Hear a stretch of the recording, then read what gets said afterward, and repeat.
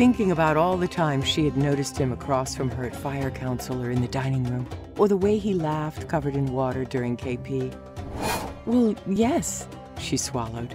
It's just that I've always heard we were so different, and it made me wonder, he babbled nervously. Shacker's heart pounded with excitement.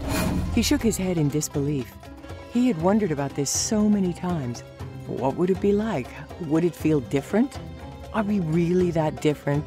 Israeli girls are so attractive, at least she is. So, would you like to experiment? He said with a soft, hopeful look in his eyes. He's so dreamy, Sarah thought as she swallowed, took a breath, and then shrugged. It scares me a little, but I wonder too. She flashed a grin as she tilted her head in the sunlight. Let's break the rules. There was an awkward moment, and then he moved closer to her. Her heart was in her throat as he picked up her clammy hand.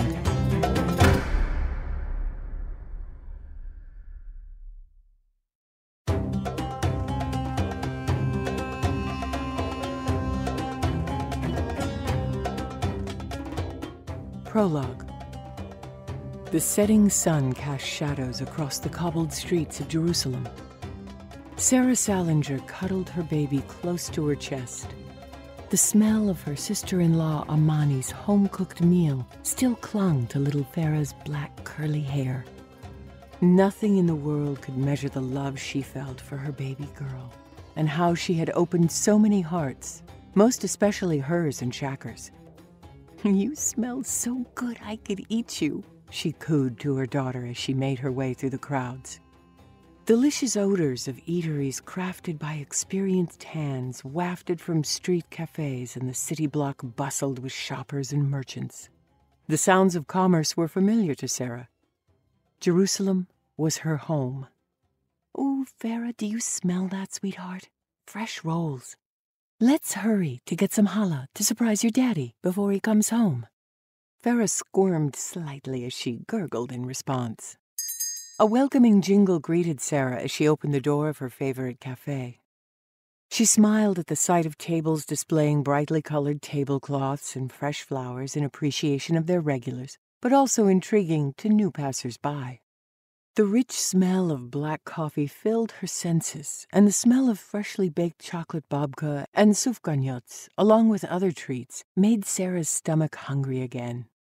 "What'll it be for you and the pretty baby?" The man behind the counter smiled warmly, his hair as dark and curly as Farah's. Sarah pointed to the fresh challah. "Of course," he smiled. Pleased, Sarah moved Farah to her left hip, then reached into her purse with her right hand for a few shekels. Without warning, an explosion of mass energy overpowered Sarah's right side like a Mack truck supplied with white-hot liquid shock. While the front windows of the shop shattered into 1,000,000 sparkling diamonds, razor-sharp enough to tear one's heart into just as many pieces. The sound split her ears open to a place in the universe where no sound longer registered, while the floor ripped from underneath her like the merciless riptides of the beaches of her childhood. Her hands flung out from her sides, thrusting open her fingers like a rag doll, no longer commanding her own body. Shekels floated and twisted in the air before her eyes, sparkling oddly outside of time as she floated down, down, down. Another blow to her left temple and cheekbone followed. A violent riptide, a force had pulled her to the cement floor in response to the hot, white, liquid shockwave. Without stopping for her to catch up and register what just happened, time and thought disappeared into black infinity. All went dark. Acrid odors of hot smoke, chemicals, burned dust, and dreams filled Sarah's nostrils, bringing her back to semi-consciousness.